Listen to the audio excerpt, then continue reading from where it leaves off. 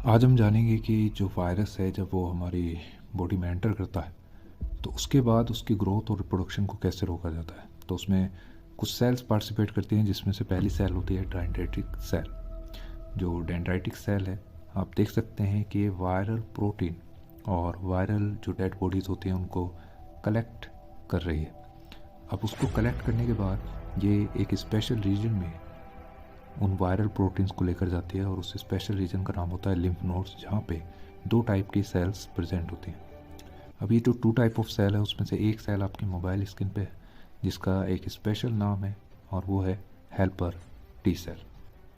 अब ये जो हेल्पर टी सेल है ये डेंड्राइटिक सेल के कांटेक्ट में आने के बाद डेंड्राइटिक सेल पर प्रेजेंट जो वायरल प्रोटीन है उसको रिकॉग्नाइज करती है। अब रिकॉग्नाइज करने के बाद ये डिसाइड होता है या ये आइडेंटिफाई होता है कि जो वायरस उसका टाइप उसका नेचर क्या है, और उससे बना हुआ जो सिग्नल है उसको ट्रांसफ़र कर दिया जाता है दूसरी सेल के पास, जिसे हम कहते हैं बी सेल। बी सेल ये सिग्नल रिसीव करने के बाद एक स्पेशल केमिकल की फॉर्मेशन करती है, उसको सिंथेसाइज करती है, उस केमिकल को रिलीज़ करती है। उस केमिकल का नाम होता है एंटीबॉडीज़।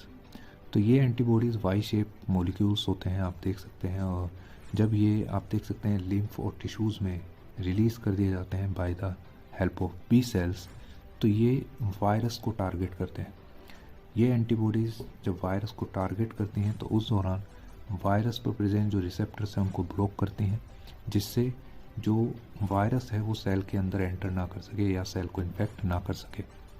सेकंड, जो वाइट ब्लड सेल्स हैं, मैक्रोफेज है, इट लुक लाइक अमीबा, ये इन्हीं वायरस को जो एंटीबॉडीज़ कंटेनिंग है उनको डाइजेस्ट करती हैं by the help of phagocytosis.